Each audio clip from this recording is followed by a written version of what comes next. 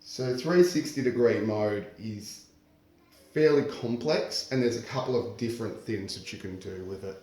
I'm just going to do a demonstration around basically doing a 360-degree photo, but you can also do time-lapse. So it tells us that we need to configure the motors, or basically tell it which is pan and which is tilt. So click on OK, and then we're saying pan is motor 1.1, tilt is motor 1.2. So that's fine. Because this is a motion controller, it doesn't necessarily know what are the right exposure conditions for what you're trying to do. So you're going to have to set the manual settings on your camera usually, and to go into most commonly probably manual focus mode. So I've got a Nikon D610. I've got a slide rail here just to help me find the nodal point. And then I've got a fisheye. And so with this specific lens and camera combination, it does almost 180 degrees across that way. And then I think from memory, it's roughly about 60 degrees that way. So usually with this, what you'll need to do is you'll need to do one up, one down, and about 6 around. So I'm just giving you that background because that will make sense in what I'm doing.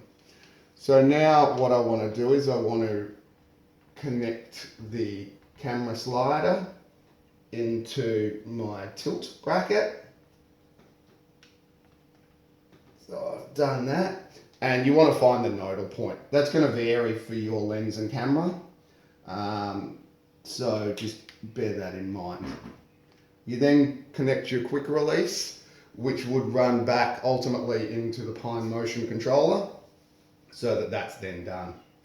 Within the app, you'll see there's a camera setting, and the camera setting lets you determine the amount of time to allow for focus, the amount of time to allow for taking the photo, because remember, it doesn't know when it's finished unless you use the auxiliary input. So in this case, what we do is we say, okay, this is going to take 1/320th of a second, so I'm going to allow half a second. And then a delay between the next movement, which in my case, again, is half a second. So click on set. And the next thing that you'll see, so that's camera, there's then horizontal and vertical. So horizontal tells it how many photos you want around. So because I've got a fisheye, I only need one up, one down, and 6 around because of that 180 degree field of view. But if you've got a normal, sort of like a non-fisheye lens, you might need to do 6 up, 6 middle, 6 down, or whatever else. But in mine, I'm saying that I only want one column at zenith, 6 across the middle row, and 1 at nadir. So the other thing that you also want to do is tell it how many vertical rows that you want. And it's probably better in hindsight to do that before you do horizontal. But in my case, it's just 3. So the next thing that you need to do is move your camera so it's pointing vertically towards the sky, which is done, but you just use the pan and tilt sliders to do that. So what I'm now going to do is I'm going to go across. This section here is for time lapse, but we're not going to do time lapse. So I'm going to skip that, and then I'm going to go across to the play, stop, previous and next frame. So if you hit play, it'll transmit the data to the Pine motion controller, but it won't start it yet. So transferred it across, and we're now ready to hit play again. So now that I've hit play, it's taken the first one, which was up. It's now going to spin roughly to the middle, and it's going to take another photo.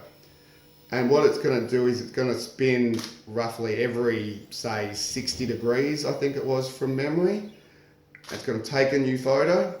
It's going to go to the next point, take a new photo, go to the next point, take a new photo.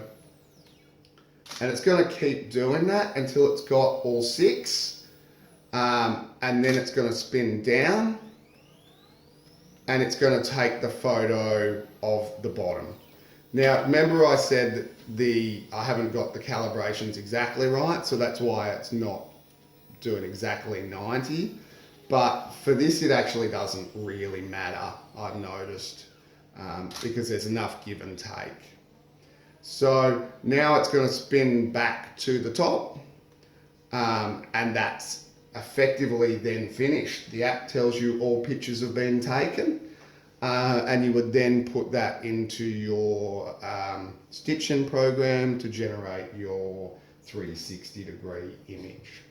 So I'm going to do a few more videos later on where we look at some of the other modes like turntable, gigapixel, 3D scan and so on.